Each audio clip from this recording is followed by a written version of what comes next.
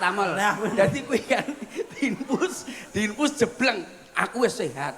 Panas neh. Aku ndredeg ngene. Wah, ngene iki ndredeg apa numpak jaran to, Pak? numpak jaran gasmu ndredeg tenan iki. Iki penyakit tenan iki kancane. Lah panas diinfus nek 10 dina tekono deta lho bolak-balik sing rono. Ngentekne buburku. Ngimpuse yo nganggo selang, Pak. Selang medis. Selang ijo lho le digawe nyeter.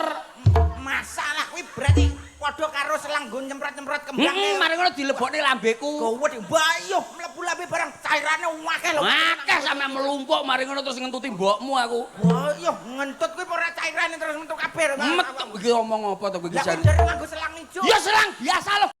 Selang infus. Infusnya ya digantung.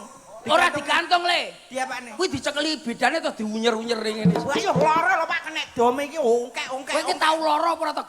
Mu tau rumah sakit. Sehat to Pak, mulane takon aku. Ya kaya biasa digantung. Digantung yo sak dhuwurmu sak meter ngono. Ora.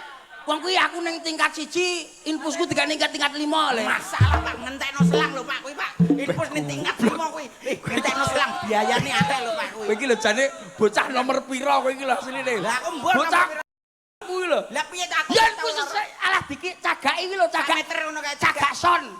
Cagak. Kayak rejing nganggo kerekan. Heeh, mari ngono jeduk terus dibuang ke rumah sakit. Kuwi ra iso turu. Iya ra iso turu. Ora iso turu panas dibuang. Susi tak idoni lho lambemu Susi lak. Idono rumah sakit. Kuwi ya dicantole biasa aku. Cantole ning cantolan. Akhire terus aku kan di lumahne. Di lumahne ning ndi, Pak? Rel. Wah. Sepur liwat. Dadi aku numpak sepur karo nggawa infus. Ayo kuwi perawatin arep marani awakmu dadi melayu kabeh perawate. Akhire perawate macak Papua. Masalah Pak. Kuwi karnaval kuwi. Mbah wis mbah perawat kuwi. Ora omong karo awakmu. Wong gendeng kowe iki Susi. Lah piye wong gendeng piye wong aku sehat wae. Ya kowe iki kowe iki. Heeh pancen tapi kan aku takok aku gak pernah lara